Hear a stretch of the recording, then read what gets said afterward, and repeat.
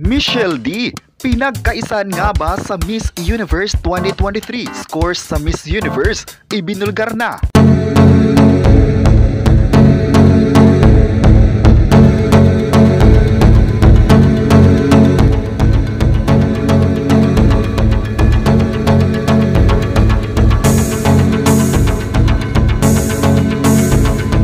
November 22, 2023, mainit ngayong pinag-usapan sa social media ang pagbulgar umano ng score sa mga hurado ng Miss Universe organization. Viral online ang mga pahayag na naging part sa competition. Ayon pa sa balita, halatang pinagkaisahan si Michelle D ng mga Latinong judge at kaya hindi ito ipinasok sa top 5 at sa mga sumunod pang segments. Ayon pa sa pahayag ni Mario Bautista, ang Pilipinas ay isa sa mga paborito niya. 11 judges daw sila at binigyan niya ito ng perfect 10. Pero aanhin naman ang matataas na score kung halos lahat ng mga judges ay binigyan siya ng 6. Nararamdaman daw niya ang saloobin ngayon ng mga Pinoy at alam niya na gusto talaga niyang makapasok sa top 5 si Michelle D. Sa ganitong pangyayari, kahit anong gawin pa ng mga judges, hindi nito maiangat ang scores dahil pilit na hindi ipapasok ang pambato ng Pilipinas sa spot na gusto nito.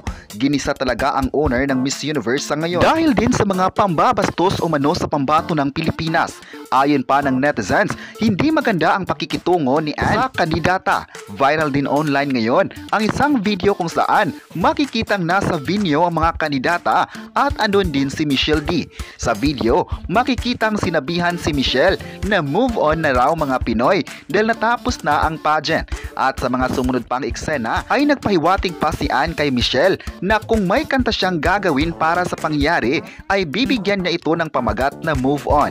Dahil dito, tila nabastusan ng mga netizens at sinabing pangungutya lang ito para sa mga fans ni Michelle at sa buong Pilipinas. May video din na viral ngayon kung saan na out of place ang ating kandidata sa mga events na dinaluhan nito.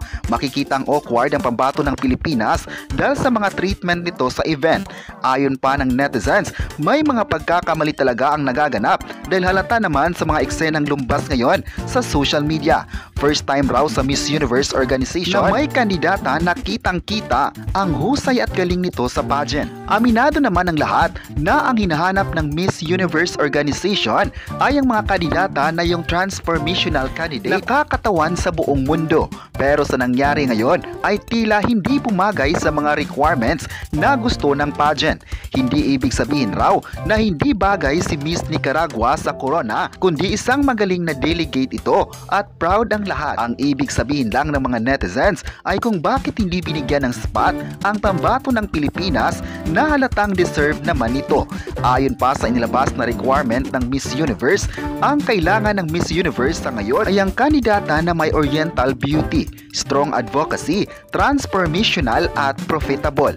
Sa mga inilabas, halatang mayroon ang pambato ng Pilipinas. Nasa katangian ni Michelle ang hinahanap ng Miss Universe ngayong taon pero niligwak pa rin pagdating sa top 5. Ayon pa ng netizens, halatang planado raw at sa simula pa lang alam na nila na hindi makakapasok ang pambato ng Pilipinas sa kompetisyon. Pilit raw itong haharangan para hindi aabante sa Q&A kung saan kilala ang Pilipinas sa nagmumukbang ng mic. Viral din ngayon ang inilabas na listahan ng kandidata kung saan naglabas ng top 10 at kasali ang Pilipinas nito. Ang nasabing listahan ay pinag-usapan dahil pirmado pa ito ng president ng Miss Universe na si Paula Sugar. Ayon pa ng iba pang taong andon sa kaganapan ng Miss Universe, nakita nila kung gaano palaban ang mga performances ng dalaga sa kompetisyon. Halatang paborito ito ng mga audience at maging ang ibang banyaga.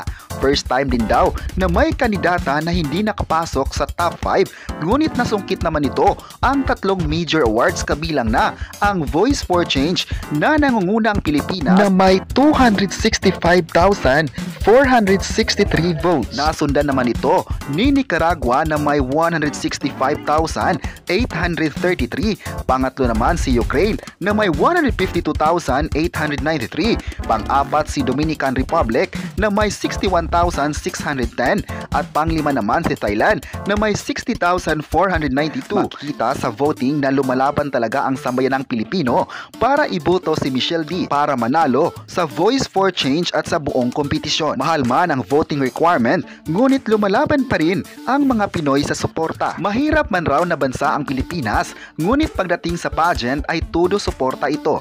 Kaya hindi maitatanggi na sa pagdating ng result, marami talagang tanong ang mabubuo. Nakikita kasi ng tao kung gaano kagaling ang kandidata ng Pilipinas.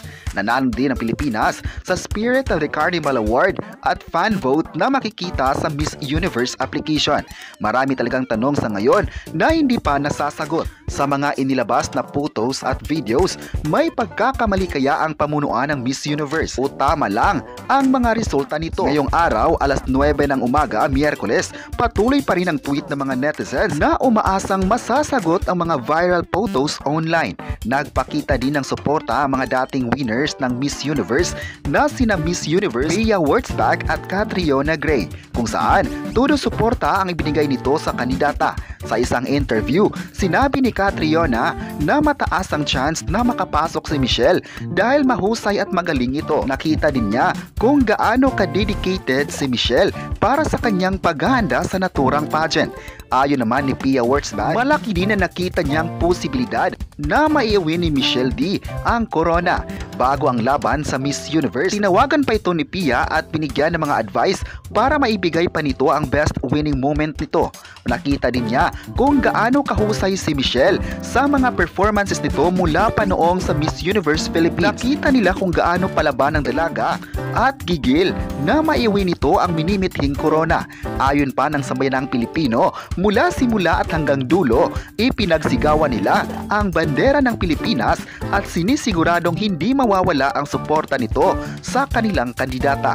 Ayon pa ng ilang expert sa pageant, kung sila ang tatanungin, nakita nila ang lahat ng katangian sa pambato ng Pilipinas. Bukod sa maganda ito at mahusay din ito sa rampa at maging sa mga Q&A nito na nakita nila sa mga recent competition. Napatanong tuloy sila sa pag-anunsyo ng top 5 na hindi kasama ang Pilipinas dito. Ano-ano kaya daw ang batayan ng Miss Universe at bakit naligwak ang pambato ng Pilipinas na alam nilang deserving itong makapasok sa pinakamataas na spot? Ayon pa ng netizens, baka raw natakot ang mga Latinang judges na ipasok si Michelle D sa top 5 dahil alam nila kung gaano kagaling ito sa Q&A. Dahil kapag ipasok nila ito, walang rason kung hindi ito makakapasok sa matataas na spot sa competition. Nakita raw nila na planado na ito at bago pa lang nagsimula ay meron na silang result. Nag-viral din ang posting ng Miss Universe El Salvador sa result ng top 5 kung saan kasama ang Pilipinas nito. Ibig sabihin lang, mayroon na silang result at napili na nila ang winner ng competition. Ang ipinagtataka lang ng mga netizens, bakit binura ang top 5 slot ni Michelle D at pinalitan ito ni Miss Thailand? May netizen naman ang naniniwalang tama ang resulta at nagkaroon lang ito ng problema.